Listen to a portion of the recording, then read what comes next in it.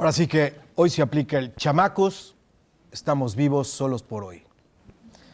¿Cómo están? Soy Silvestre López Portillo y les doy la más cordial bienvenida al interrogatorio de la Universidad de las Américas Puebla. El invitado del día de hoy ha sido por etapas un monstruo, un villano, un charro, una beba y un payaso, entre muchas cosas más. Lo que sí es que siempre ha sido un señor increíble. Para muchos es un periodista, para otros solo un conductor, también un esposo y un padre. Yo lo consideraría de verdad, a título personal, un maestro. El interrogatorio y la Universidad de las Américas Puebla tienen el honor de recibir a un hombre que ya es parte de nuestra nacionalidad, de nuestra cultura y sobre todo de nuestras vidas todos los días. Con ustedes, el gran Víctor Trujillo.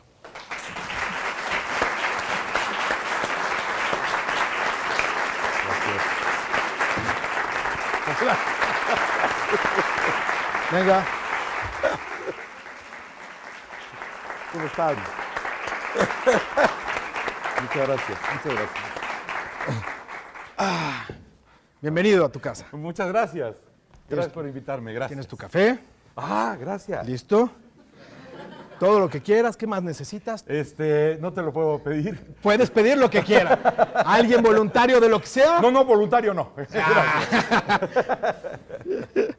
¿Nadie, nada? Bueno. Ahora sí que, ¿listo? No. Muy bien. No, si estuviera listo estaría en Hollywood. Pero solo por hoy estamos muy bien. Solo por hoy. Sí, claro. Y gracias por la invitación, Silvestre. Al revés, es un gustazo y un honor, de verdad. Lo que dije, cada palabra, es un Muchas maestrazo. gracias, muchas gracias. Así es de que para quitarme yo el nervio, vamos a empezar por el principio. Nombre completo. Víctor Alberto Trujillo Matamoros. ¿Dónde naciste? En el Distrito Federal, concretamente en la colonia Álamos, pero muy temprano nos cambiamos a La Portales, entonces soy oriundo de La Portales. ¿Quién es tu padre y qué hace? Mi padre fue un economista. Fue un economista, un hombre muy inteligente, una inteligencia muy peligrosa, la padecimos muchos años. Afortunadamente se contrapunteaba con la parte de mi mamá, que era la que nos acercaba a las cuestiones artísticas, a las cuestiones de la sensibilidad. Entonces podíamos tener ese contrapeso técnico e intelectual de mi papá 100% con la otra parte, donde podíamos acercarnos a la poesía, a la pintura, al teatro, al cine, todo eso que también tenía mi mamá. Ok. ¿Quién es tu mamá? Mi mamá, curiosamente, esto parece así como muy armado, pero es la verdad. Estoy en Puebla, estoy en la Universidad de las Américas en Puebla, y va a parecer cliché, pero mi mamá nació en Zacatlán de las Manzanas, en Puebla. Mi abuela vivía aquí en Puebla con unas tías, y por aquí pasó un pianista muy guapo y bien recabrón, y embarazó a mi abuela. Y él se siguió en su gira, ¿no?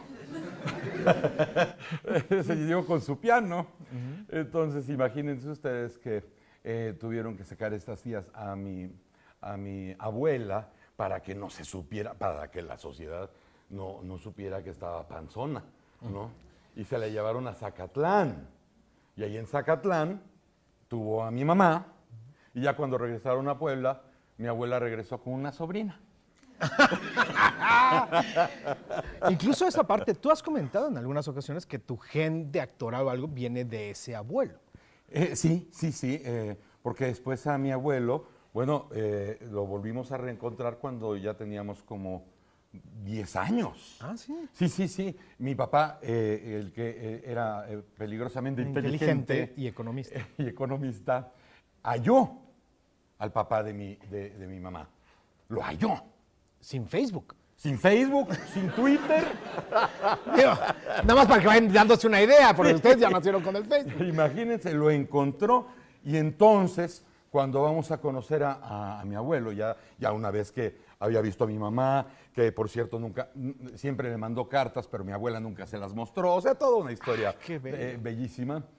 Cuando vamos a conocerlo a su casa, cuando ya tenía su otra familia establecido y todo, de pronto veo un señor tipo árabe, moreno de ojos verdes, bellísimo el tipo, con un chalequito muy New Orleans, ¿no? Y en el piano, con otra bola de babos al lado, con un contrabajo y la guitarra, y él tocando el piano con una cuba aquí, sudando, y me dicen, ¿es tu abuelito? Wow. Y dije, no, pues, de aquí soy, ¿no? Es Mick Jagger, ¿no? Es Mick Jagger. Ya sé por qué siento estas cosas, porque soy nieto de ese señor. Y sí, ahí me di cuenta que toda esa parte que de alguna manera teníamos con la relación con la música y con la cuestión escénica, pues sí, venía precisamente de ese abuelo. Bien. ¿Estudiaste en la primaria del Colegio Alemán? Sí. ¿Cómo fue junto con tus tres? ¿Cómo fue estudiar? Y además, perdón, no te pregunté, pero hermanos, ¿tienes hermanos? Sí, somos 4. Yo soy el mayor, luego sigue Adriana, luego sigue Rubén, luego Claudia. Okay. Y sí estuve en el colegio alemán prácticamente toda mi vida de estudiante, pero estuvimos en el colegio alemán porque el papá de mi papá, ¿Abuelo? mi abuelo, era sastre, el sastre Alberto Trujillo, que tenía su sastrería en Palma 31, ahí en el centro, y él le cortaba los uniformes al colegio alemán.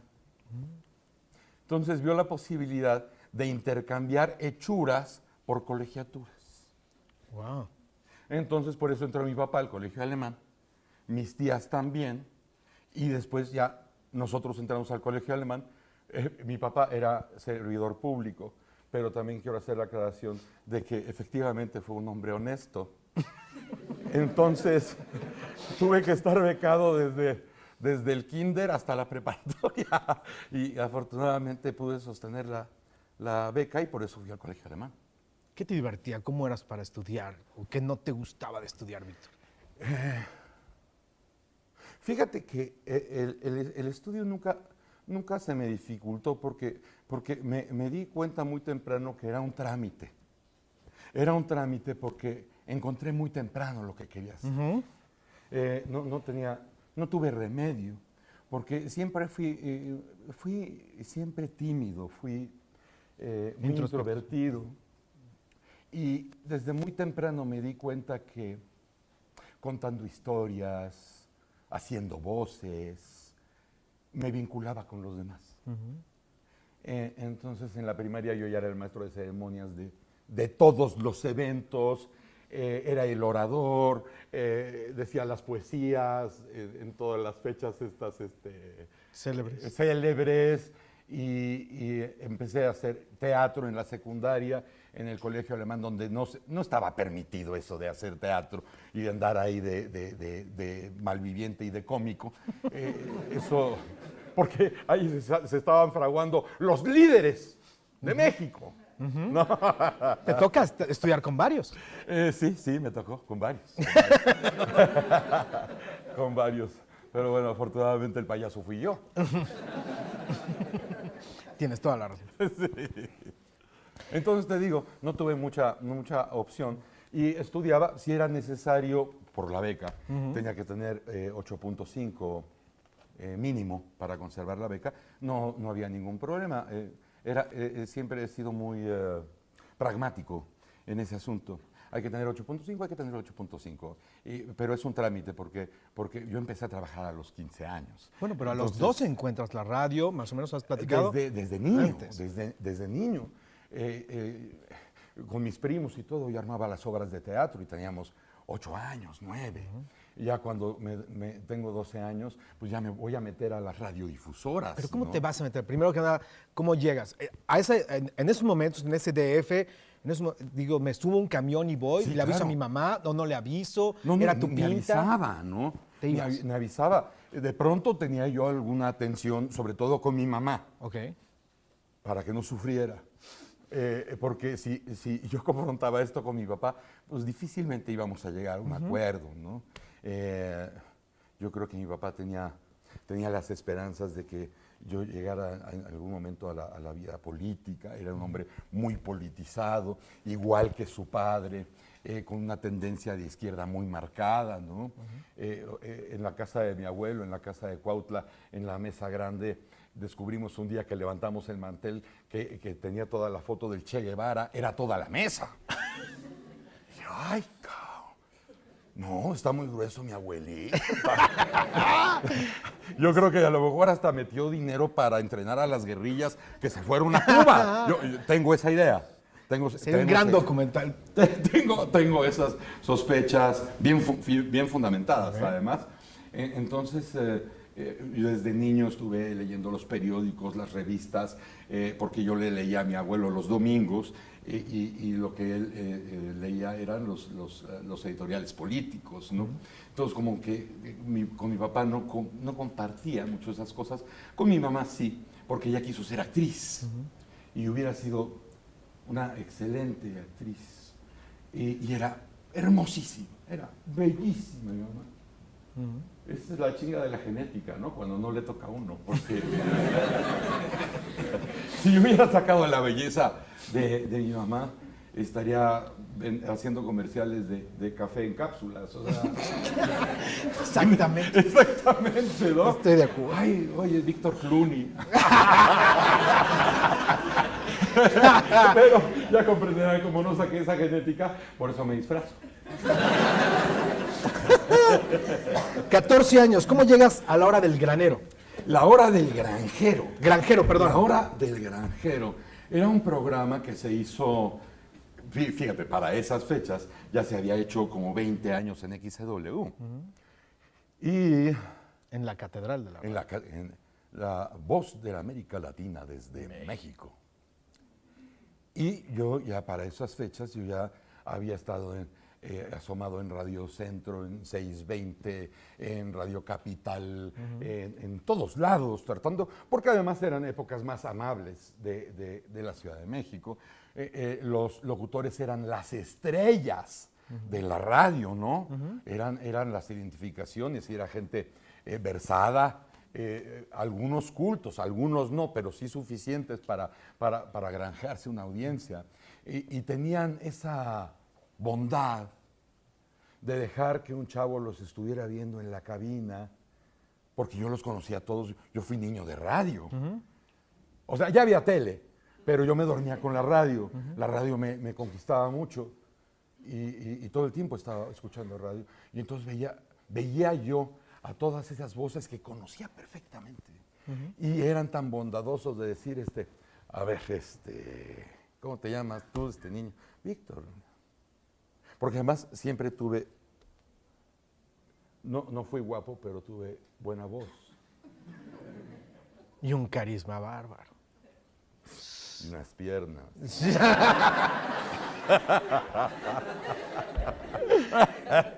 A mí no me consta. Pero te constará. Cuenta la leyenda. Entonces decían, a ver, ya cuando estabas ahí todos los días, pues surgía la misericordia, ¿no? A ver, ¿cómo te llamas tú, niño? Víctor Trujillo. Yo quiero ser locutor. Ah, bueno, tú vas a anunciar la próxima canción. ¿No? ¿Y puedo dar la hora? Sí. ¿Y la dirección? No, entonces, esto es 6:20, ¿no? La canción, Ray Conniff, quién sabe qué, son las 4:25. ¿Y ya? Con la cara de, ¿a qué hora me aplauden, no? Entonces, no, ya se había acabado, sáquese. Y a otra cosa, estaba yo acabando la secundaria, ¿sí? La secundaria. Y el productor de La Hora del Granjero, que acababa de salir de W, porque habían descontinuado ya el programa, lo iba a estrenar nuevamente en XCB. Y era un programa, imagínense ustedes que una buena parte todavía del Distrito Federal era rural. O sea, era un programa que funcionaba mucho y se anunciaban semillas para el campo y cosas para el ganado porcino. Y además cantantes rancheros, cantantes mariachis, o sea, todo este tipo de tono campirano. Y en la escuela, una compañera mía era la hija del productor. Y ella sabía que pues, ella hacía teatro conmigo también. Entonces, oye, que mi papá te quiere conocer. Porque un programa en la XCB los domingos. Sí, claro, claro. Y don Rubén Rodríguez Sierra, lo fui a ver ahí a Puente Alvarado. Y me dio el chance de entrar al programa. Y entonces todos los domingos yo tenía mi programa de radio y eso fue lo que me dio el chance de empezarme a mover. Sí, como me movía, pero ya por dentro. Porque no es lo mismo que digas, yo quiero ser. No, yo tengo un programa, me puede escuchar usted. El domingo me puede escuchar. Porque yo pues, desde ahí me di cuenta que no servía nada más para leer los guiones, ¿no? Sino que empezaba el programa y empezaban a sonarme mis maracas internas y empezaba yo a imaginarme cosas y ya me olvidaba del guión y empezaba a hacer una atmósfera. Y me di cuenta que de alguna manera servía para crear atmósferas. Y de ahí ya empezó todo el contacto para empezar a hacer cosas en radioeducación, la hora nacional. De ahí empecé a conocer gente que hacía teatro y empecé a pedir que me llevaran a sus ensayos. A lo mejor alguien se enfermaba, alguien se fracturaba, alguien, Dios quiera, pues, Dios no lo quiera, pasar a mejor vida y yo pasaba por ahí. Sí, claro. Y yo ahí estaba. Sí. Y ahí es cuando se empieza a ligar todo ya A tejer. A tejer todo el trabajo que ya viendo en perspectiva, nunca te diste cuenta que iba a durar hasta la fecha 37 años. Pero espérate, porque si no ya acabamos. Vamos para atrás. Tus hermanos, todo el mundo, cuando ya tienes un programa al aire, ya tienes que decirle a tu papá, oiga, ya me voy a salir los domingos, me brinco a misa o voy a misa y luego para allá. Digo, no podías ya... Eso del trabajo ya, cuando, por ejemplo, para mis abuelos era una gran cosa escucharme en la radio, porque ellos eran gente de radio y tenían el radio en su recámara, ¿no? Entonces, mi abuelo, el papá de mi papá, que nunca fue especialmente cariñoso, yo creo que con nadie, ya le parecía interesante que un nieto suyo saliera en la radio. Y mi papá, bueno, imagínate esto, pero ella era un trabajo, pero seguía yo en la escuela. Sí, sí, sí. Entonces, estaba en la escuela y estaba trabajando. Pero no solamente estaba haciendo eso, porque yo conseguí un trabajo. En un bar. En un bar. Bar Mink. En el Mink. División del Norte antes de llegar a Viaducto. 16 años. Tenía 16 años. 1975. Y ahí hagan fechas. Y yo imitaba voces. Tocaba la guitarra, imitaba a Alberto Cortés, Napoleón. A ver, dicen. y me conseguí esa chamba en este bar, pues donde también había mariposas equivocadas, luces de Nueva York, bellas de noche, muchachas del talón. Entonces, pues yo era la parte, vamos a decir que humorística del salón. Y tenía mi turno, que era de las 12 de la noche a las 2 de la mañana. Y yo me salía de la casa de mis papás. ¿A escondidas? Claro. ¿En serio? Imagínate si le digo. Mamá. No, voy regreso. primero mi papá. No, bueno. Tienes un apellido, o sea. Sí. Sabemos leer. Sabemos hacer una raíz cuadrada. Mi mamá, digo, sí, o sea, como película de los 50, ¿no? No, pues no te preocupes, mamá, es para tus medicinas. No, Es tan bueno, y ya te mijito. vas de rumbera, ¿no? Así me la pasé como 3 semanas, hasta que una de las compañeras, ahora les vamos a presentar al imitador, ¿no? Ella muy linda, muy vasta, muy Amable. amable. El aplauso bonito, ¿no? Ajá. Y ahí subo con la guitarra Te trae y empiezo a tocar. Y vamos a cantar como tal y cual. Y volteo a una mesa y mis papás. No.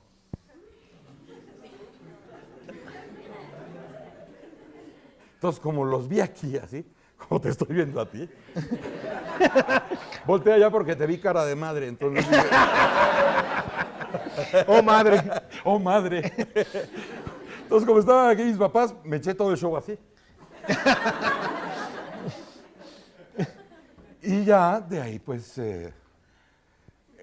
irremediablemente vino la famosa plática que debe haber entre Ahí padres e hijos cuando encuentras a tu hijo tocando en un lugar de ficheras, ¿no? Común. O sea, Lo de a siempre. todo el mundo nos ha pasado. Y sí, ya fue pues ya abiertamente decir, no quiero dedicarme a otra cosa que no sea esto. Desde luego, pues ahorita tocando aquí, está bien, aspiro a otras cosas y voy a tratar de hacerlo, ¿no? Con el apoyo de ustedes o sin el apoyo de ustedes, ¿no? Y Corte A.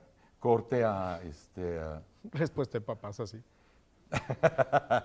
No, mi mamá mi mamá yo creo que le dio gusto, porque yo creo que fue un poco la vendetta hacia mi papá, que algún día le dijo, o el teatro o yo. Y entonces yo creo que cuando le dije eso a mi papá, mi mamá dijo, yes. ¿No? Y el mayor. Sí. Y ahorita que me dice, sí, fue un chingadazo. Porque además quedaba un mal precedente para mis hermanos. Pues hay que cuidar a los otros tres. Exacto, pero ya era bronca de ellos, ¿no? Eso sí. Estoy de acuerdo. Luego, 17 años. ¿Y por qué? ¿De dónde sale que te decides ir a Europa y que es un viaje muy eterno, largo para ti? Siempre he tenido la necesidad de ponerme a prueba. Un poco como para hacer balances. Y no lo he dejado de hacer, nunca.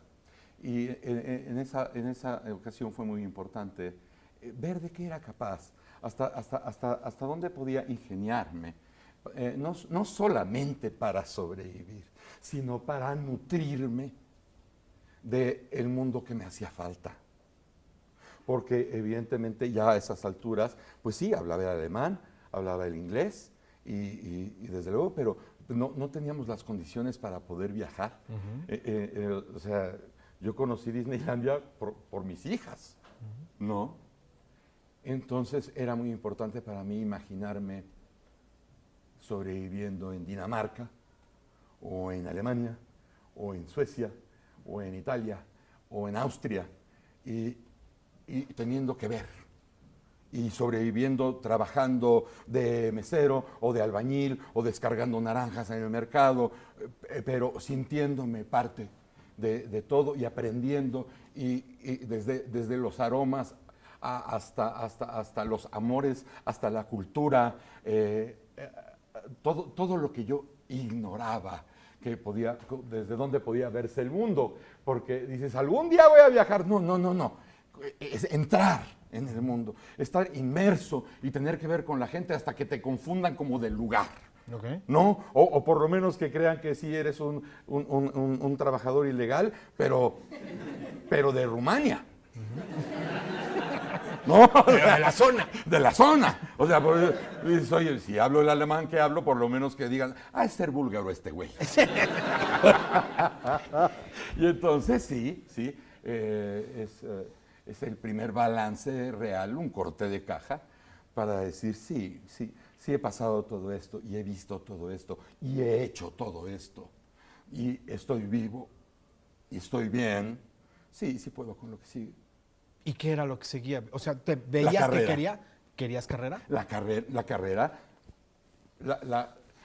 no este asunto romántico, porque puede ser muy romántico que yo estuviera de niño hipnotizado por Fernando Soler, por ejemplo, ¿no? Oyendo esos tonos, viendo ese manejo de la cámara, ese peso específico, esa densidad de actor, a querer serlo y a vivir de ello. No solamente para ello, que sería lo romántico, sino de ello. Porque en esos entonces, como ahora, pero estudia una carrera, hijo. No. ¿Cómo te vas a dedicar a la comunicación? Ahorita eso les dicen a ustedes, ¿no? En esa época no había carrera de comunicación. Pero imagínate vivir de hacer teatro, de hacer cabaret, de hacer radio. Un día, en una de esas, alguien te llama a hacer tele, o a lo mejor en una compañía importante, o una obra que pueda llegar a ser histórica en algún momento, y empezar toda la gran apuesta. Siento que soy de aquí, no me voy a mover, y aquí me voy a jugar absolutamente todo lo que tengo y lo que no tengo. Y esa ha sido la apuesta desde siempre hasta hoy en la mañana. ¿En algún momento escribiste algunos textos? ¿Tienes, no sé, esas memorias, en música, en poesía, servilletas, papel de baño, de donde sea, que lo tengas guardado? Esas anécdotas que has vivido en esos... ¿Cuánto tiempo fue de viaje? ¿Un año? ¿Dos? 2 años. Sí. Fíjate que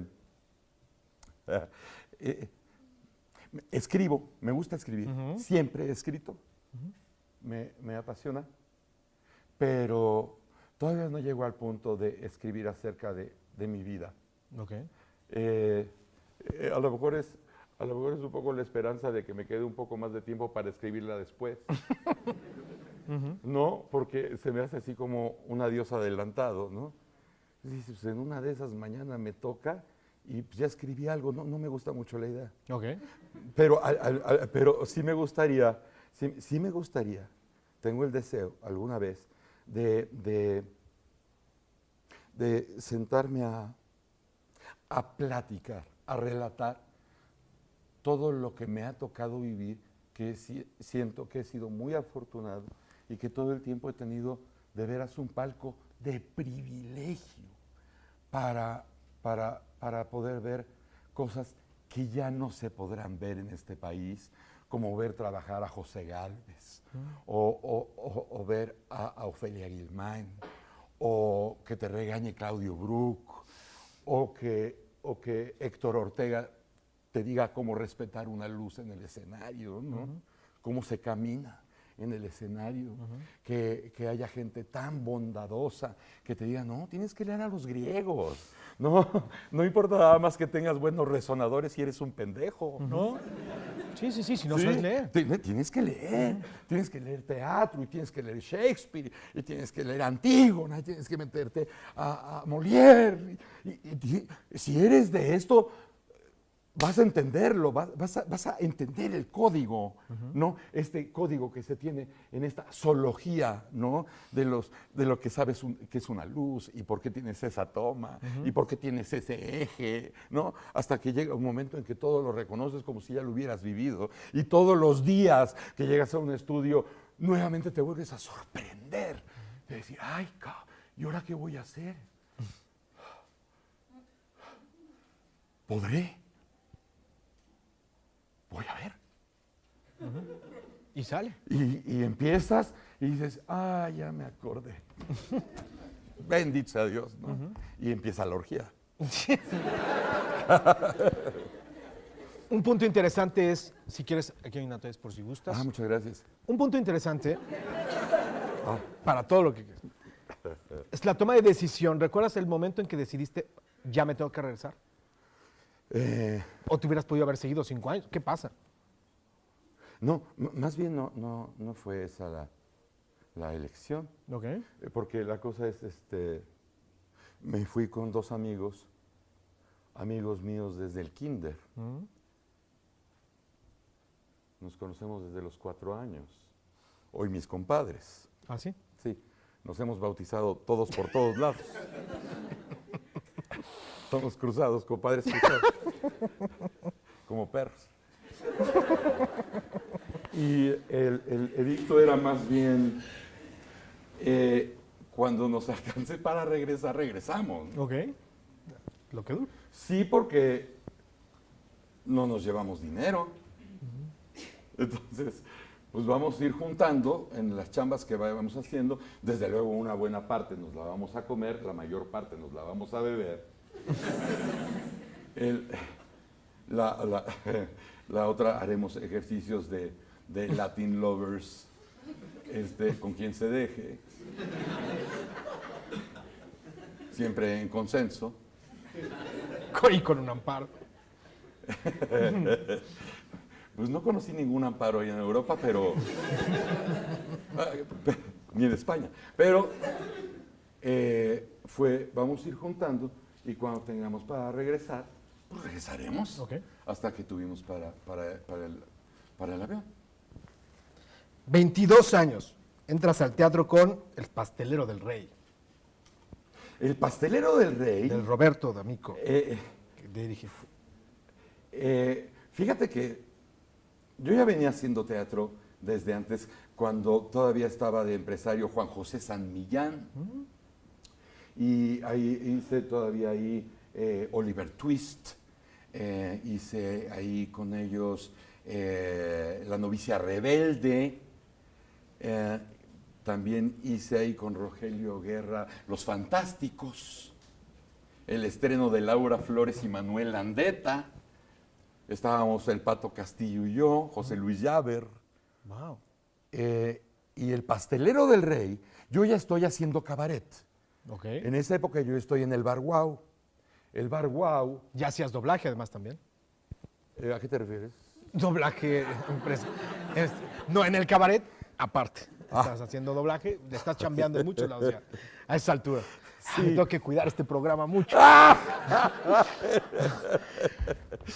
Prefiero la peluca, ya sé con quién me estoy dando. No, bueno, ¿qué pretendes? No. ¿En Foro TV o en Claravisión? No, vas, tú vas. Ok. Entonces, sí, ya para esa época ya tengo un poco el multitask, porque ya hago teatro, hago cabaret todas las noches. El cabaret se llamaba el Bar Guau y fue un lugar icónico. Era un lugar que deriva del Café Colón, en la zona rosa, donde se hacía crítica política, en el Café Colón, donde estaba Óscar Chávez al frente de todo el grupo, después de los Caifanes, con Ernesto Gómez Cruz, con Beatriz Sheridan, con Mario Ardila, hacen parodia política. Marta Ofelia Galindo, Lupe Vázquez, también están en el Café Colón, y el Café Colón se vuelve el Bar Guau.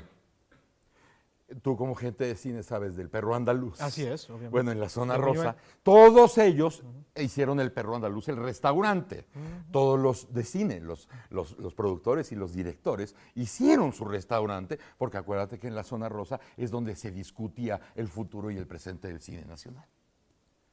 Se lo llevan a San Ángel y se llevan al restaurante y se llevan el lugar, ya no como Café Colón, como Bar Guau. Y en esa época, estamos hablando de un bar donde cabían 150, 200 personas, no más.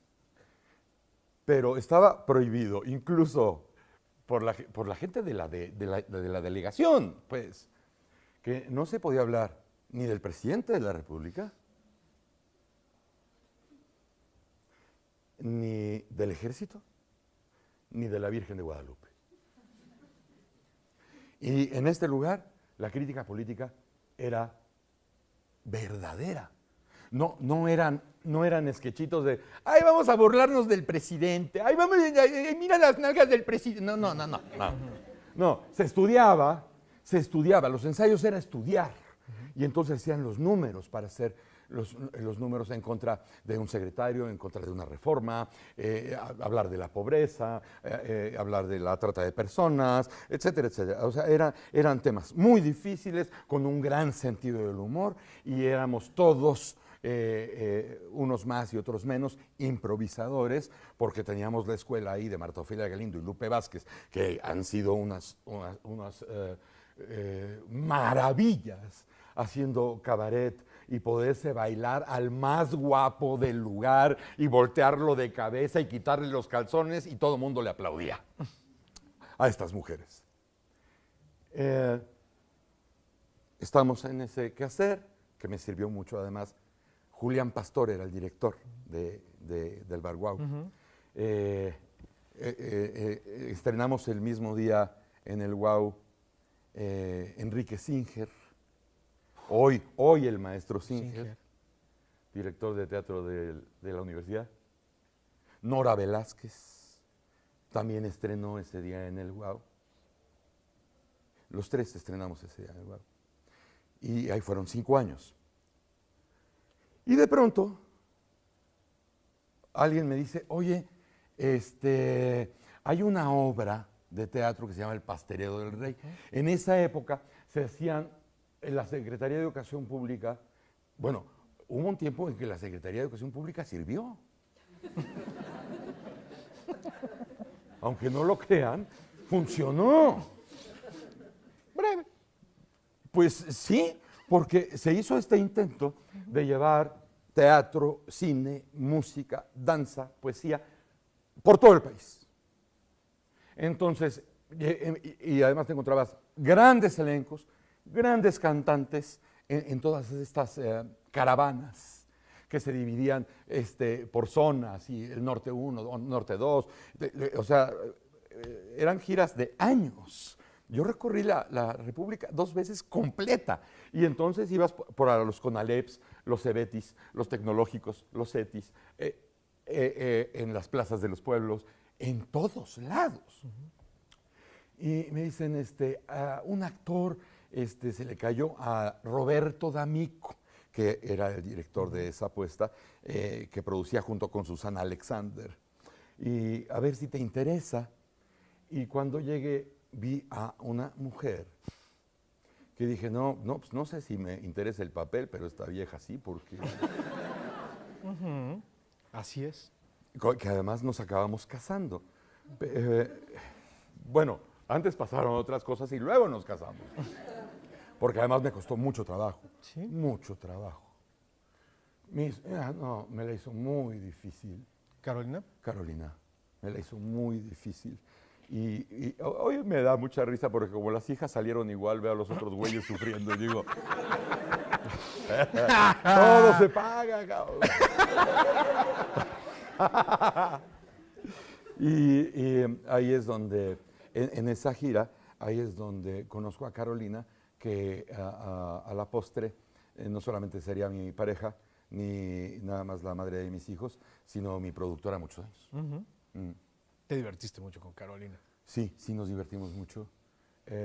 Estábamos, yo creo que muy echaditos a perder de origen, porque hemos coincidido mis hijas y yo en que Carolina como que vino a nuestras vidas a mostrarnos claramente cuáles eran nuestros caminos, y cuando nos quedó claro a los 3 se fue. Fíjate nada más, era una actriz estupenda. Yo de veras viéndola trabajar, yo dije, yo quiero que tenga mis hijos, cabrón. Porque babeaba viendo esa capacidad histriónica, esa belleza, porque era bellísima. Pero imagínate qué tamaño de mujer era que cuando decidimos casarnos, de entrada dijo, no vamos a tener hijos porque no los podemos mantener. O sea, no podemos ni pagar la renta, entonces no vamos a poner eso sobre la mesa, ¿no? Y también vamos a ser muy claros, de tu carrera a mi carrera, la que tiene más posibilidades es tu carrera. Entonces tenemos que apostar a tu carrera. Pero la tuya, no, seamos serios.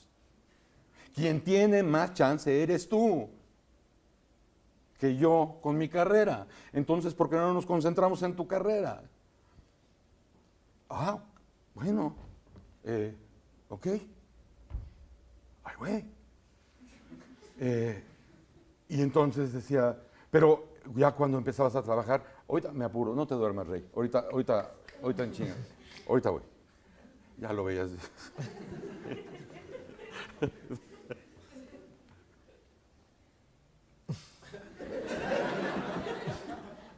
Y entonces me dice, pero a ver, vamos a ver cómo es cómo es el negocio. No vamos a esperar a ver a qué productor le caes bien. A ver qué productor te quiere dar la oportunidad de tu vida.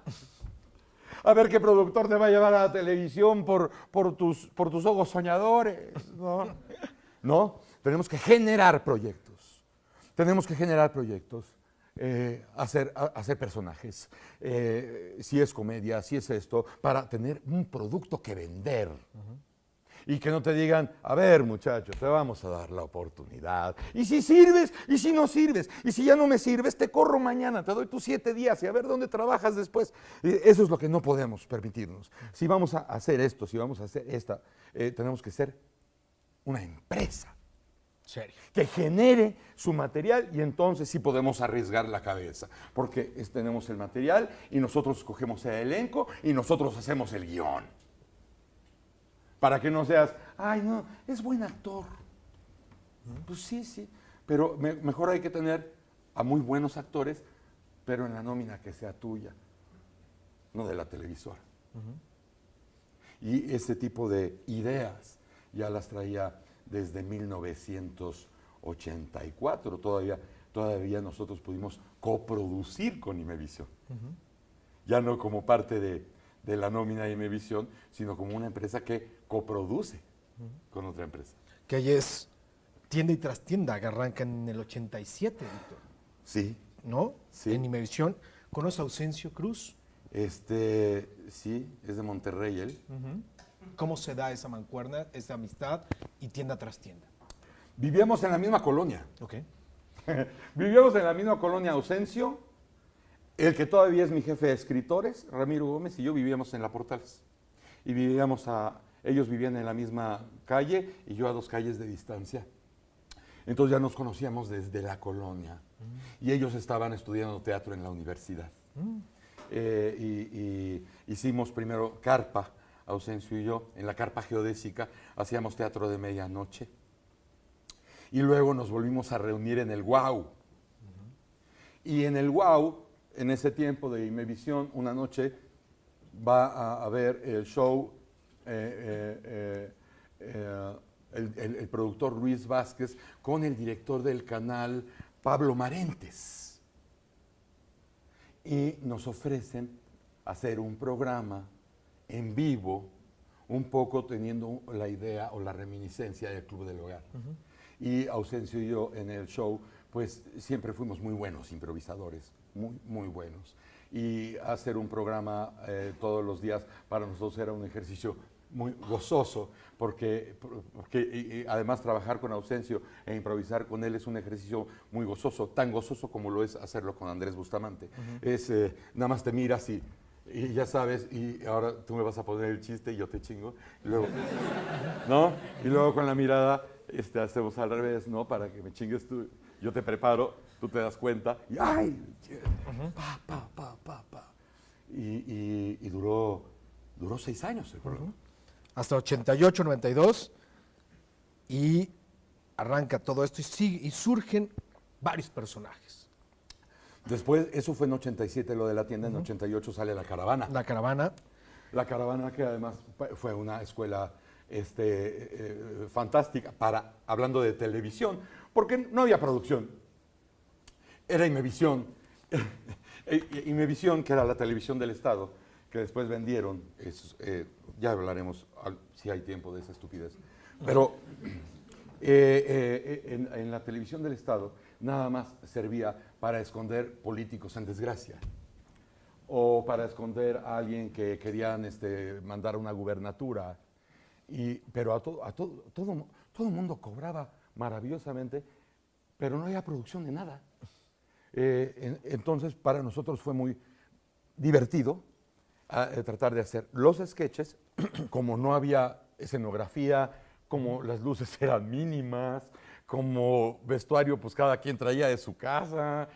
Dijimos, oye, pues yo creo que lo que más nos conviene es hacer monólogos. ¿Cómo? ¿Sí? Pues vamos a hablar cada quien, o sea, si dura 1 hora el programa, yo me echo 3 monólogos de 7 minutos y tú 3 monólogos de 7 minutos y ya chingámosla. Vamos a ser personajes. Porque pues no podemos ni siquiera, vamos a hacer el set de la salita. Pues ¿cuál set de la salita? No hay salita. Pero todos tipos son paredes y monólogos. ¿Dibujos? Dibujos y nada más hacíamos realmente así como un set, el de la pirinola, de Lástima Margarito, que era, pues, salían las bailarinas y todo ese asunto. Ese programa duró 4 años. 2 años todo el mundo negaba que lo veía. Porque era un programa muy naco. Muy naco. En mi casa no se ve eso. Lo veían. Y los siguientes 2 años ya la gente lo aceptaba y hasta se vendió muy bien los segundos 2 años. Pero también nos dio la oportunidad de empezar la gran aventura con José Ramón Fernández, de que nos integrara a las aventuras de los olímpicos y los mundiales, ¿no? Siendo parte del equipo. Entonces, imagínate, desde Italia 90, wow, hasta el último, ¿no? Hasta Brasil. Con José Ramón hasta Sydney. Sydney 2000. Pero pues acabamos de estar en Río de Janeiro. O sea, han sido la gran experiencia de poder estar en todos esos eventos que son una maravilla, verlos desde las entrañas y poder ser partícipe en los estadios, en las ruedas de prensa, viajando de ciudad en ciudad. Ahí se dio la gran oportunidad de hacer todo ese proyecto con José Ramón, que fue un placer y donde también aprendimos a trabajar otras cosas, donde José Ramón fue y ha sido el primero en lo suyo. Como a partir de este momento también de que estás hablando, obviamente, de la cámara. Es poblano, además. Sí. Obviamente surge el personaje de Broso. Ajá. El personaje de Broso que tiene su historia, tiene todo rollo, pero no podríamos hablar, obviamente, solo platicando contigo, y también Broso tiene una evolución y un crecimiento a lo largo de muchos años. Lo que pasa es que tú creas personajes. Exacto. Creas personajes y no sabes qué va a pasar con los personajes. Hay personajes que duran un programa, no pasó nada. Y nosotros llegamos a tener, yo llegué a tener al aire como 10 o 11 personajes. Y algunos tenían su evolución, y uno era un psicoanalista que cantaba, que psicoanalizaba boleros, ¿no? Tenía a Estetoscopio Medina Chaires, ¿no? Un lumpen que no se queja, ¿no? Un hijo de nadie que no se queja, y así muchos personajes que no sabes qué van a pasar con ellos. Broso es un personaje, es una bestia, es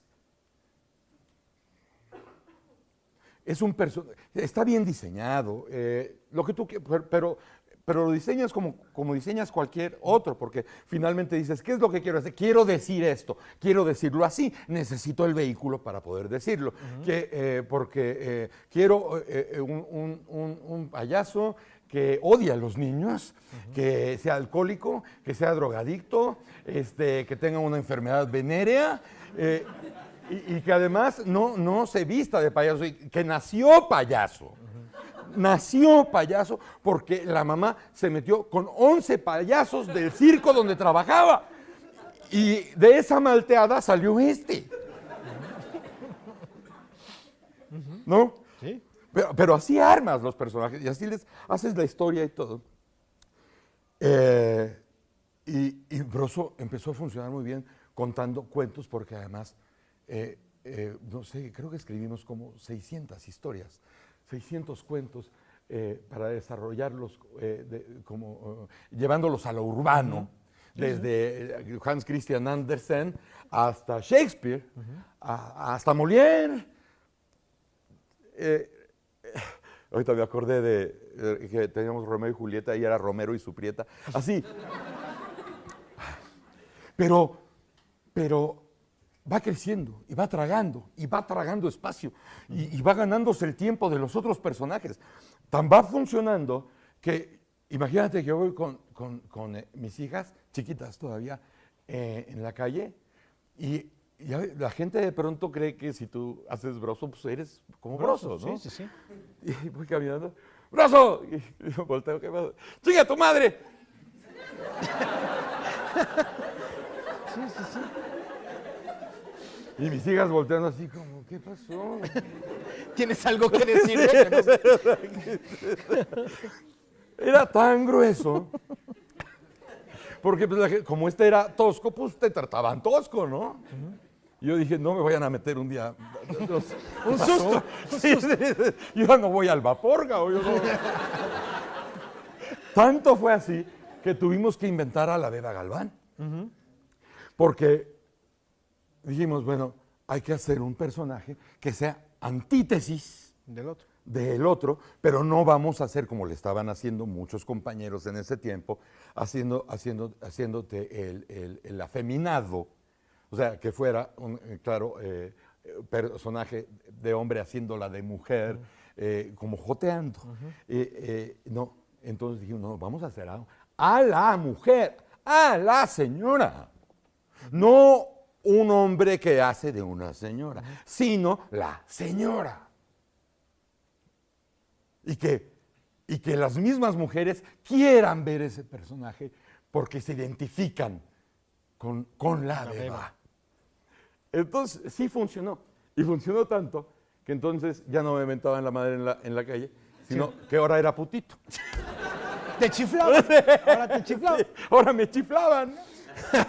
Entonces, pero no obstante todo eso, Broso avanza y te va requiriendo cosas. Y estábamos en Fiesta Americana. En la Fiesta Americana hicimos muchas temporadas durante 5 o 6 años. Y Carolina traía la idea de ver cómo metíamos a Broso en las noticias, porque ya los cuentos y las historias ya eran un capítulo que había que girar. Y el personaje seguía pidiendo qué comer. O sea, no era un personaje que dices, bueno, ya no va a contar cuentos, deséchalo. No, ¿qué más viene para este? Porque ha crecido muchísimo y nosotros lo veíamos en las temporadas. Era un personaje que se incorporaba muy bien con la gente y funcionaba muy bien. ¿Cómo lo metemos a las noticias?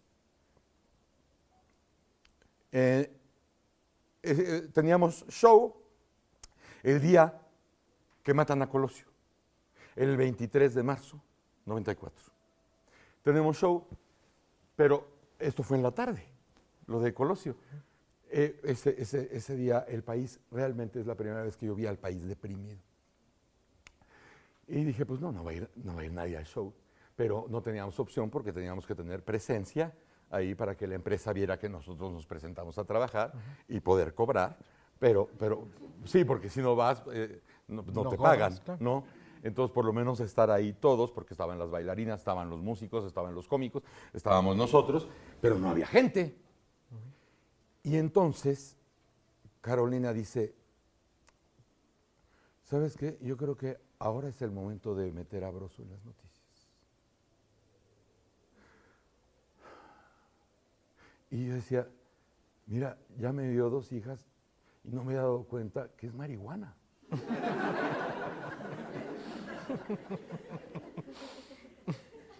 Y le digo, ¿por qué? Porque hoy se rompió el sistema. Hoy se rompió el sistema.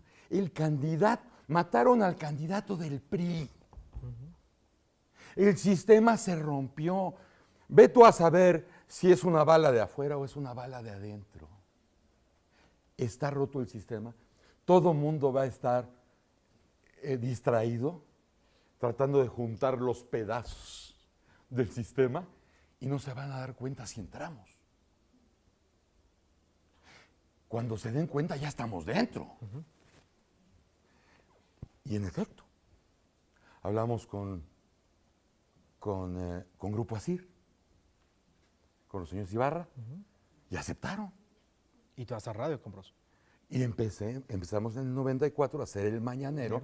Desde luego, porque además no íbamos con pretensiones. Sí, no queremos que nos den el espacio de Pepe Cárdenas. No. Ese es su ancla, ¿no? Ahorita no. Esa es su ancla. No, la alternativa, un lugar alternativo. Y fueron muy generosos y nos dieron FM. Y ya hace un par de meses cumplimos 20 años con el Mañanero. Y además te tocó ver pasar, bueno, termina Caravana, el que surge, la parte del que se ríe se lleva, Humorcito se lleva, sí. Humorcito Corazón. Humorcito Corazón, el programa de La Beba. De La Beba. 95-98, el Diario de la Noche. El Diario Ahí de estamos la hablando Noche. todo lo que alimentaba Broso, que era Broso. Sí, con Mayra Rojas. Exactamente.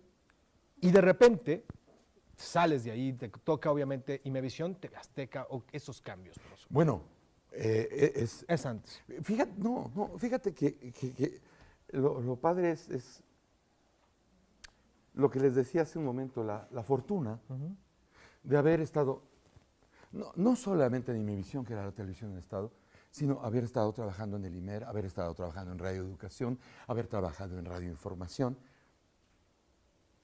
hacer teatro universitario sin ser universitario, que es una bendición que todos los días agradezco, ¿no? De Imevisión no había presupuesto, pero lo importante es que eran tan indiferentes que nos dejaban hacer cosas. Y de pronto había gente comprometida con la tele, porque realmente pues, servía para otras cosas la tele del Estado. Después viene Azteca, y llega un momento en que, en el mejor ánimo, llegamos a la conclusión de decir, bueno, lo que ustedes quieren que yo haga, no quiero hacerlo, y lo que yo quiero hacer, ustedes no quieren que pase. Entonces, como cuates, ahí muere. Ahí muere, sin broncas, sin presiones, sin tensiones. Ustedes quieren una cosa, yo no la quiero. Y al revés. Y entonces viene el Canal 40. Y viene CNI. Viene CNI, donde desgraciadamente se acabó. Estamos de acuerdo todo mi equipo y yo, que ha sido el lugar ideal para trabajar. Información y humor. Tanto que dejamos de cobrar casi 8 meses. Y ahí seguíamos. Con todo lo que implica, porque pues, un familiar se enferma, otro familiar se muere, las colegiaturas de unos niños, pero era un lugar ideal para trabajar. Y llega un momento en que se vuelve muy difícil, porque pues, el equipo que yo tengo, que me rodea, el equipo que me rodea, está conmigo desde el 88. Wow. Entonces, hubo que tomar decisiones. Y de ahí te sales, te tocó al aire, por ahí videos famosísimos, 9/11, bueno, que no viviste obviamente Sí, por ahí. Te toca después este conflicto en el 2002 del Chiquihuitazo. también fue una locura. Y luego sigues por el otro lado paralelamente también haciendo doblajes. Te toca precisamente hacer Disney, Dinosaurio, Monsters, Sí. gracias Sullivan. Sí. 2004 El Increíble, Sí. Señor Increíble. Hasta que de repente en 2006 haces El Circo de Bros. Sí, y fíjate que alguien me recordó ahora en Twitter que se estaban cumpliendo 30 años de que doblamos Thundercats. Thundercats. Y dije, ¿ya? 30 años. Impresionante, ¿no? ¿Qué tal hacer doblaje? Doblaje es muy divertido hacer doblaje. Y también, lo que les decía desde el principio, la suerte que me tocó aprender con los mejores del negocio. Ahorita el doblaje se hace lo más rápido posible. Antes no. Hubo un tiempo en que en el doblaje se firmaban contratos de exclusividad para tener a determinada voz. Hubo gente que se compró casa por un contrato de exclusividad de doblaje. En Coyoacán, ¿eh? Casa en Coyoacán. Y nosotros en ese momento estábamos en el Sindicato de Actores Independientes. La decisión de la ANDA, nos habíamos retirado de la ANDA para estar en el Sindicato de Actores Independientes y se abrió la posibilidad de que el SAI trabajara con esta doblajera de Enrique Rodríguez, de los hermanos Sí, de los Rodríguez, Rodríguez. que se hizo la cooperativa de doblaje. Entonces, como estábamos como sindicato en emergencia, el llamado, todos a doblaje mañana porque tenemos que conservar esa plaza. Y entonces me toca aprender. Estaba doblando Blanca Sánchez, Germán Robles, Wow. Luján. Aprendí de Magdalena Leonel de Cervantes, con Alberto Gavira, con Ricardo Lezama, con Federico Romano, con Guadalupe Noel, con Antonio Moncel, pura gloria del atril. Y uno muchacho ganoso, porque además eran gruesos, ¿no? Entonces tú entrabas al atril a hacer tu parte y te fallaba y oías nada más en la sala. Puta madre. otra vez hacerlos, ¿no? Y te fallaba. Y entonces decía Germán Robles, voy al Sanborns por un café, ahora vuelvo. Mientras lo pone. Entonces, con grandes maestros, con grandes presiones, y ahora que te invitan a hacer Monsters o te invitan, es una diversión. Pues sí. Es un lujo, porque ahora el doblaje está muy mal pagado, muy mal pagado. Televisa tuvo que ver mucho en eso. Yo me acuerdo muy bien desde la cooperativa porque las películas se cuidaban. Entonces tenías una película muy difícil que dirigías en el doblaje y tú decías como director, oye, yo necesito 3 días para esta película. 3 días. Ah, no, sí, está bien, porque es muy importante que quede bien. Y todo acabó en, pues tienes 5 horas, güey, vámonos. Ya te lo sabes. ¡Vámonos! Entonces ya no se cuidaron las cosas y realmente el doblaje que se hacía en esos tiempos, hace 30 años, no era si tenías bonita voz, tenías que ser actor, tenías que ser actriz, porque si no, no podías doblar. Era maravilloso. Yo sé que tú te tienes que ir, pero tenemos que entrar al sí. tema de Televisa. Ah, sí. ¿Cómo pasa Televisa? ¿Cómo pasa Televisa? Justamente cuando El Mañanero empieza en televisión en CNI. No confundir lo que es CNI con lo que es el 40 hoy. CNI era una empresa aparte, hoy es parte del corredor de TV Azteca. Pero en esa época no, es justamente... Ah, pues Moreno Valle. Así es, en el World Trade Center. No Moreno Valle el de ustedes. El hermano. No Moreno Valle el de ustedes, es la Ley Bala. No. No, Moreno Valle, que era dueño de CNI Canal 40. Con Ciro Gómez Leiva al frente de todo el esfuerzo informativo. Y Ciro me invita a llevar el mañanero de la radio a la tele. Y ahí es cuando empezamos a hacer el mañanero en la televisión. Y ahí viene lo del 11 de septiembre y las coberturas, y se empieza a demostrar ya en ese tiempo que la capacidad informativa, o sea, yo no me puedo decir periodista, pues no puedo tener esa pretensión, pero sí puedo decir, es el noticiero conducido por un payaso con más credibilidad en el mundo. Hasta sonó padre. Hasta suena chido, ¿no?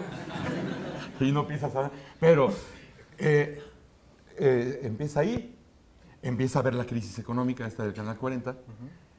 Ciro, siempre, le voy a agradecer que siempre fue muy amable y muy sincero porque platicamos de la situación crítica. Y me dijo, oye, hermano, bueno, yo tengo que quedarme aquí porque estoy en el barco y yo no me puedo mover de aquí, pero realmente esto ya, pues ahora sí que ya bailó Berta, ¿eh? Entonces digo, nadie va a tomar mal si ustedes empiezan a moverse y eso porque pues ya nadie está cobrando, ¿no? Ya no hay. Ok, gracias, Ciro. Y entonces recibo, fíjate cómo es, de pronto son historias que además no cuentas porque tú consideras que a nadie le van a interesar. Pero justamente en ese momento me hace una oferta Telemundo, Azteca, quería el mañanero. El director de noticieros era José Ramón, en esa época. Y Televisa. Ya a cargo de Azcárraga Gallán, ya ese nuevo grupo. Con Telemundo hasta me habían dicho qué escuelas iban a ir mis hijas y que si la casa tenía alberca ahí en Miami. Dije, pero me puse a estudiar la ley de televisión abierta de Estados Unidos y dije, no, con esta ley no puedo hacer nada. Te demandan a los 2 Pues minutos. sí, ¿para qué quieres un payaso que dé noticias con esta ley? Voy a acabar mandando saludos a los niños por televisión, ¿no? Sí. Y por vivir en Miami, madres, ¿no? No, Sí, pues no. sí. No había chance de hacer nada. Azteca, me dice José Ramón, comí con él, porque además, bueno, pues nos conocíamos muy bien. Y él estaba en noticias. Entonces José Ramón me dice, oye, queremos el mañanero.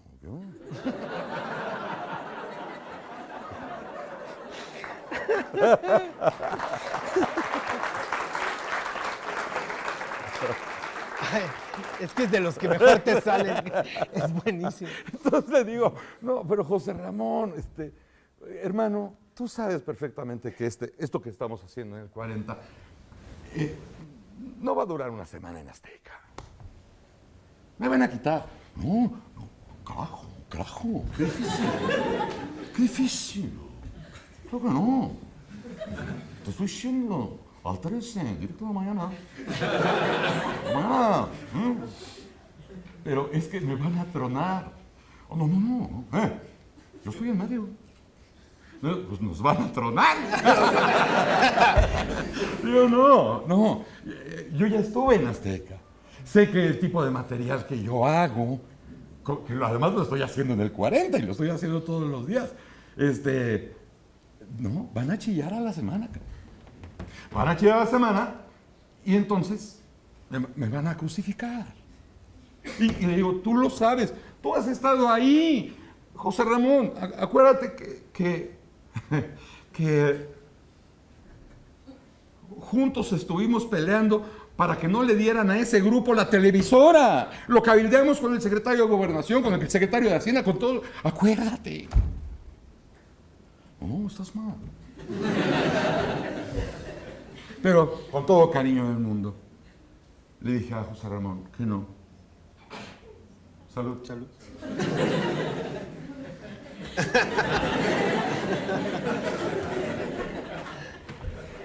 ¿Sientes aquí en la nuca, hermano? ¿Sientes algo viscoso en la nuca? Fue la señorita. Entonces, bueno, además, amorosamente, decliné. Ok. Decliné. Y sí, me costó trabajo porque era José Ramón. Y José Ramón, mientras trabajamos juntos, siempre cumplió todo. Todo. En lo que quedamos, siempre lo cumplió. Pero yo sabía que no era ahí. Y entonces me reúno con la gente de Televisa, con Emilio y con Bernardo. Y yo tenía que tomar la decisión en esos momentos porque además ya había perdido el PRI la presidencia, eran otros tiempos de México también. No estábamos hablando del Tigre Azcárraga, estábamos hablando del hijo del Tigre Azcárraga. Hay mucha distancia entre este tipo de califato que tuvo el Tigre Azcárraga al México donde está la Televisa que tiene hoy Emilio Azcárraga Gallán, y más en ese entonces. Y yo tenía que decidir, porque dije, ¿dónde voy a poder trabajar los próximos 10 años? No solamente porque salgas a cuadro o porque tengas el programa, sino porque ya tu familia ya están estudiando y también hay que ver esos futuros. No, bueno, cuesta. Pues sí. Cuando hablé con Emilio, le dije, oye, pero yo lo que más temo, Emilio, es que ahorita me digan que sí y al rato me quieran desinflar y que me quieran hacer light y ya teniéndome agarrado de estas bellezas. De las joyas de la familia. De las joyas de la familia. Ya no tenga opción. Y entonces Emilio me dijo, no, güey, no. Yo quiero en mi canal lo que yo he estado viendo en el canal 40. Eso es lo que quiero, por eso te estoy llamando. Okay. Eso que yo veo, eso es lo que yo quiero que tengas aquí. Pero entonces es mi responsabilidad editorial. O sea, yo decido. Lo que tú haces en Canal 40, yo lo quiero aquí. Como tú lo acostumbres. Y entonces le dije, oye, pero ¿qué garantía tengo? Porque pues Televisa no deja de ser Televisa y yo nada más soy, ahora sí que el payasito, cabrón. ¿No? Y donde decidí fue en una cuestión pragmática. Y fue así. Mira, está muy sencillo. Yo te presto mi canal. Funciona, te lo dejo. No funciona, me lo devuelves. Cosa que se ha mantenido 12 años después, hasta hoy en la mañana. Tal cual se habló ese día, hasta hoy en la mañana. Todo el respeto editorial. Yo soy, como siempre, el que maneja y el que decide las prioridades informativas. ¿A qué le vamos a dar más espacio? ¿A qué le vamos a dar espectro? ¿Cuál es el tono con que se da el programa? Y así han sido los últimos 12 años en Televisa. Sin embargo, por ejemplo, también te toca también trabajar con un grupo de gente como Joaquín López Dóriga, Carlos, es un equipo de Televisa noticieros. Incluso se hace un tercer grado, aparece en tercer grado, pero de repente sales de tercer grado. Y es como equipos de noticiero Televisa y Víctor Trujillo está obroso, se cuece aparte. Bueno, lo que pasa es que es broso. O sea, tratemos de verlo realmente como es. O sea, Y además así, tú ves la foto oficial de Noticieros Televisa y están todos muy guapos, muy hermosos, muy gallardos, y en medio el pinche payaso, güey. Sí. Pero parte de la premisa es esa, ¿no? Pues el payaso es así, porque además el payaso no se inventó ayer, fue creado así. Entonces, claro, si de pronto suelta una palabrota o algo, bueno, pero está justificado por el personaje. O si dice, vamos, él no puede tenerle miedo a nada. Broso no puede tenerle miedo a nada. Pero Broso no va al súper. Exacto. Ni a la escuela de los niños. Exactamente. ¿No? Pero esa no es mi culpa, es culpa del personaje. ¿Pero no te ha metido en tantos problemas Broso? No, ¿A Víctor? No, porque fíjate, velo así, somos casi de la misma generación, pero ya estamos viviendo en 2015. Ajá. Yo soy el software, Pues él es el hardware, sí. ¿ves? No, me queda claro. Entonces, lo que puede hacer Broso, pues sí, pues es un payaso que tiene un noticiero y funciona.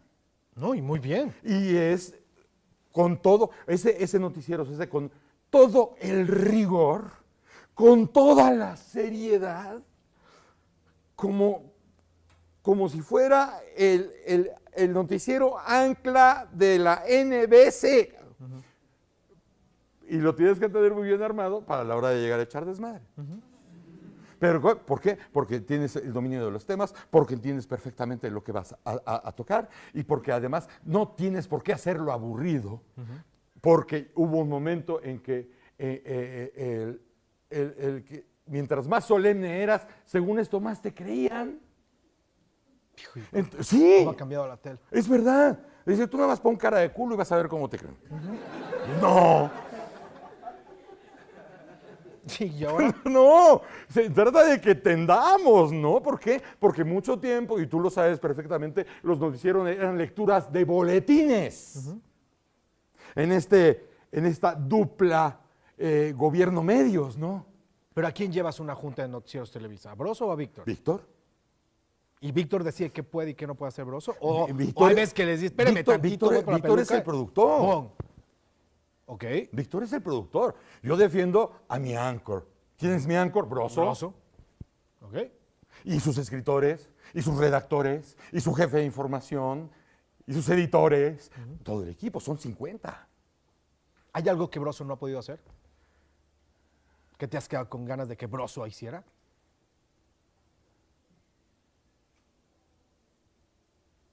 No. No, porque ha ido superando las expectativas el personaje en sí mismo. Ok. O sea, bueno, ya tuvo una campaña política. Ay, no, sí, el Prau fue El una Prau. joya. Fue una joya. Y fue también este divertimento de vamos a exhibir a los partidos políticos. Vamos a exhibirlos, ¿cómo? Con un candidato payaso. Y cuando pasan las elecciones, porque además fuimos invitados a la Facultad de Ciencias Políticas de la UNAM como candidato, Broso. Con los demás candidatos, con Carlos Castillo Peraza, con Cuauhtémoc Cárdenas. Y Broso. Sí. Y decidimos, el grupo de los escritores y todo, que era muy bueno declinar la candidatura en Ciencias Políticas de la UNAM. Porque ya se estaba rumorando que nosotros estábamos sirviendo para distraerle votos a alguien. Qué gran poder. Fue genial porque declinamos la campaña y lo aclaramos, ¿no? Están diciendo que nos estamos poniendo aquí de chivito en el precipicio para que chapiquel. Aquí se acaba la campaña y después una persona muy amable del IFE, pasando las elecciones, me dice, no me vayas a citar porque lo voy a negar, pero sí hubiera salvado el registro, ¿eh? Wow. Todavía cuando acabamos la campaña, hubo un partido político que se acercó para ofrecerme la candidatura ¿De veras? en serio. Y entonces voy saliendo de... ¿Qué era el diario de la noche? Creo. Sí, diario de la noche.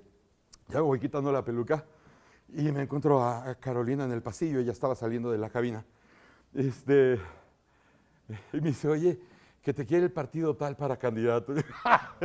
No chingues, Carolina. Están en el camerín.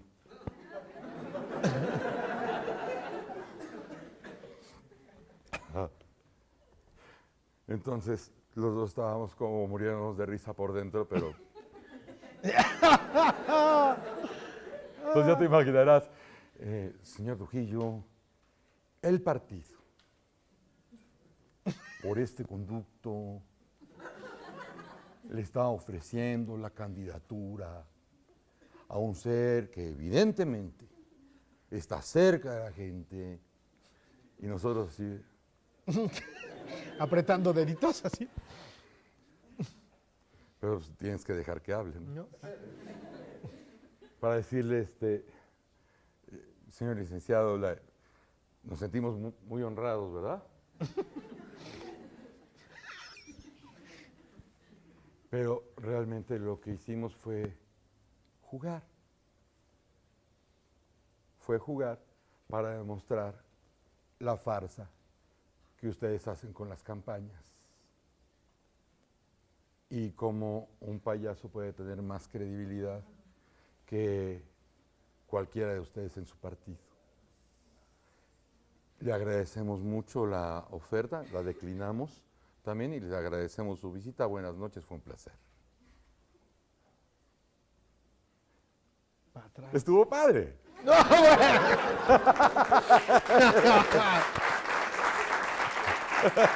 A ver, vámonos para finalizar. ¿Cuál es tu mayor vicio?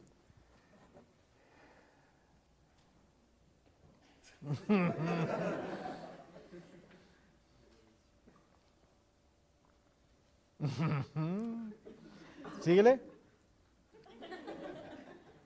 ¿Será No. el café? No te puedo decir su nombre.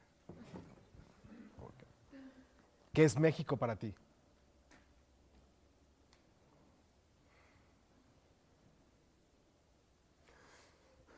Es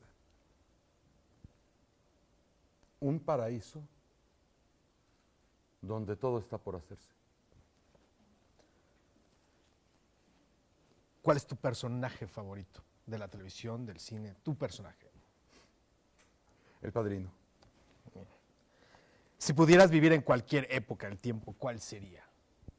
Hoy. ¿Qué es lo que más te gusta y te da pena decir? Tu placer culposo. No te puedo decir su nombre. ¿Qué te hace llorar?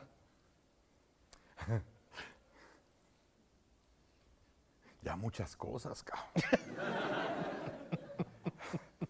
Sí. Con una.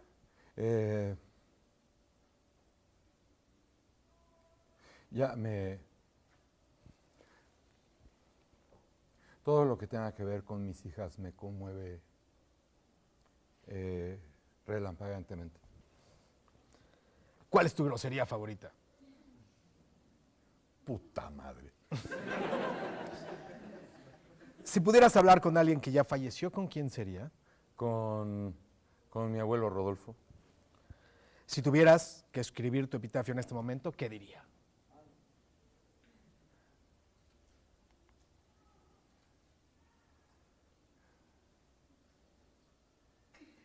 Si tienen epitafio, ahí se leen. Víctor Trujillo, jóvenes.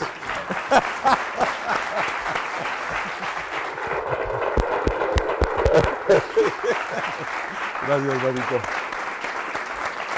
Muchas gracias.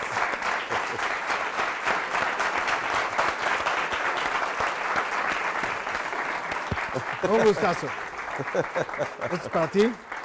Muchas gracias. Sé que tenemos poco tiempo.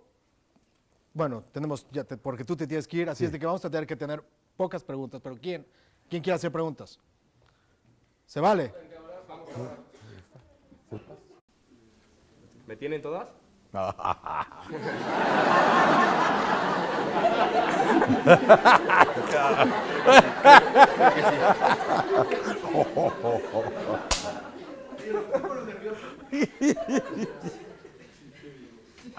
Ok, primera pregunta. ¿De qué, por favor? Hola. Espérame. Micro. No, estás bien, hija. ¿Qué te... Así con el micrófono. Hola, buenas tardes. Hola. Mi nombre es Daniel. Hola, Estudio Daniel. la carrera de Diseño e Información Visual. Ok. Y mi pregunta es, ¿qué ha sido lo más difícil de tu carrera?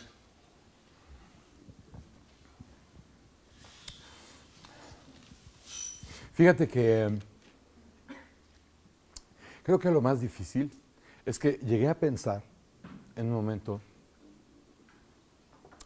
que mi carrera iba por un lado y mi vida era otra cosa, era aparte.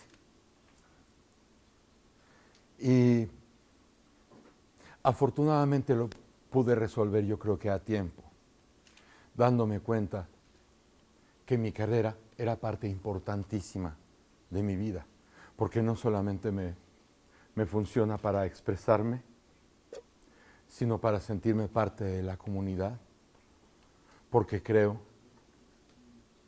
que cumplo con algo dentro de mi comunidad. Si cuento historias o cuento verdades o hago reír, o si en el teatro me toca hacer llorar, o si soy el que va a contar cosas, va a contarles cosas, lo más difícil ha sido darme cuenta que todo eso soy yo. Y mientras estoy bien como persona, estoy mejor como actor.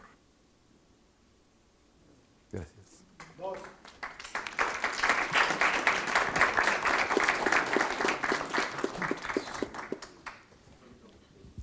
Bueno, mi nombre es Diego Bonet, estudio Relaciones Internacionales. Muchas gracias por venir. Bueno, dos preguntas rápido. Muy bien. Broso dice lo que Víctor Trujillo calla. Y Sí. bueno, esa es la primera. Y la segunda, ¿te has enfrentado a la censura? Digamos. Fíjate que no sabía yo bien cómo funcionaba en principio esta dualidad en la personalidad. Ya después supe, porque además ahí la ciencia lo explica, hay una personalidad sombra que se llama. Y para mí la personalidad sombra sería Broso. Con Broso digo, pienso e imagino todo lo que como Víctor no me atrevería a hacer. No está dentro de mi forma, de mi formato. Pero como tengo la coartada de ser actor, entonces las mañanas, además del trabajo y además de la desvelada, es una gran terapia. Porque verdaderamente estoy estallando cada rato y son estallidos, no que sean actuados, sino estoy imprimiendo las emociones que compartimos el payaso y yo, nada más que con esta posibilidad de que brote todo lo que para mí sería muy difícil hacer brotar. Y la censura, hubo un tiempo en que la Secretaría de Gobernación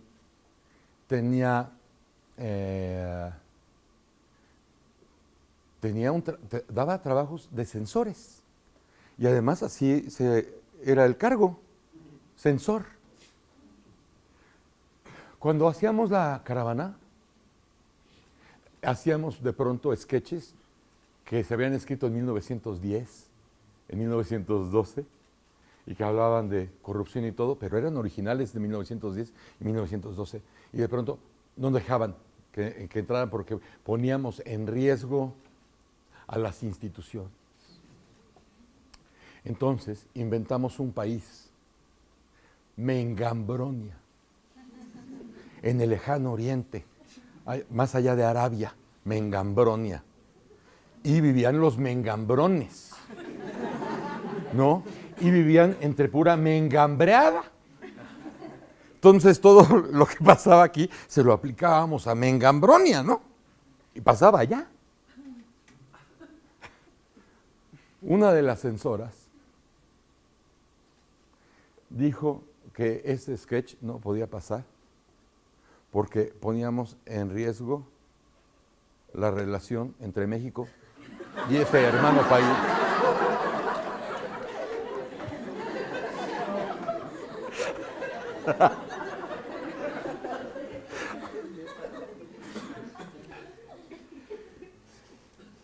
Te voy a ser muy sincero, cosas así sí han pasado.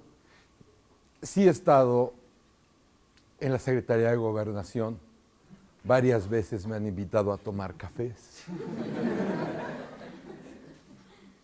Una vez ya me fui a entregar a la PGR porque alguien se aventó una demanda contra Broso, el payaso tenebroso, la Beba Galván, Estetoscopio Medina Chaires,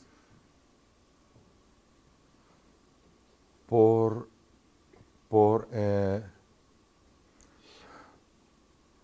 atentar contra la salud mental de los jóvenes, con copia para la Secretaría de Educación Pública, para la Secretaría de Comunicaciones y Transportes, Presidencia de la República, nada más para asustar. Y entonces, cuando yo vi esta demanda, era el procurador Morales Lechuga. Fui, me recibió, ¿en qué le puedo servir? Señor, vengo a entregarme porque soy un hijo de la chingada.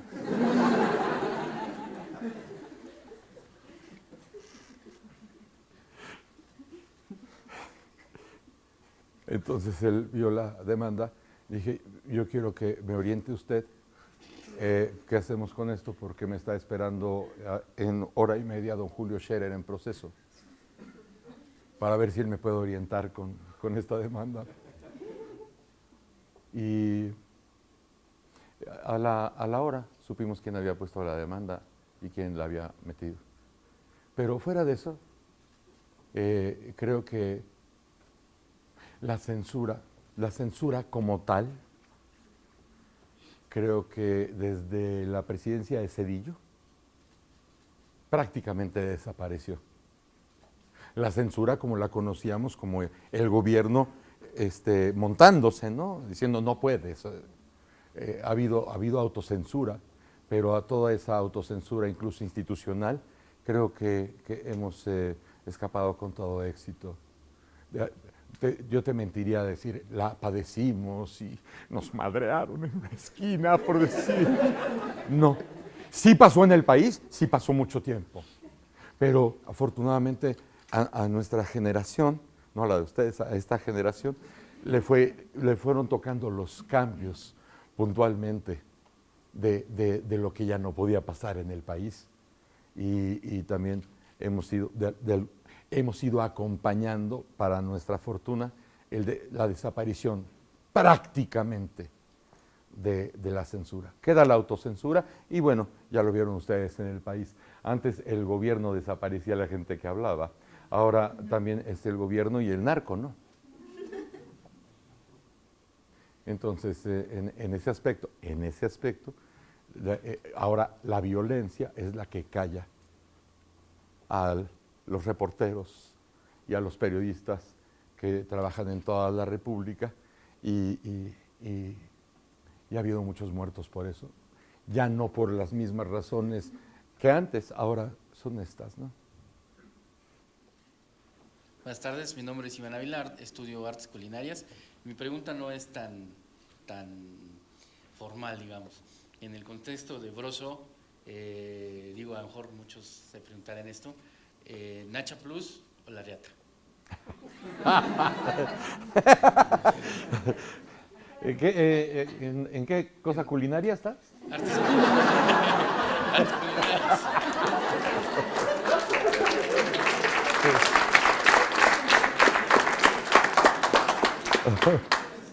Fíjate que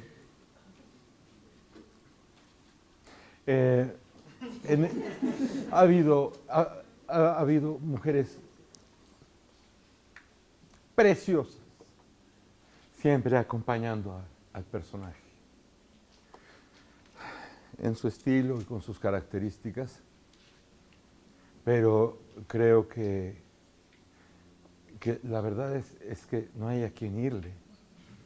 O sea, y mira que te lo digo con toda honestidad porque la mayoría de ellas las escogió mi esposa. Y desde la Nacha Plus, Isabel, la Galeano, bellísima, la Reata, todas han sido guapísimas. Y creo que el personaje ha sido muy feliz y yo también. Y Y yo nosotros también. también. Y nosotros también. Sí, muchas gracias por preguntarlo porque han sido ellas muy importantes y han sido todas excelentes compañeras de este equipo que lleva tantos años. Gracias.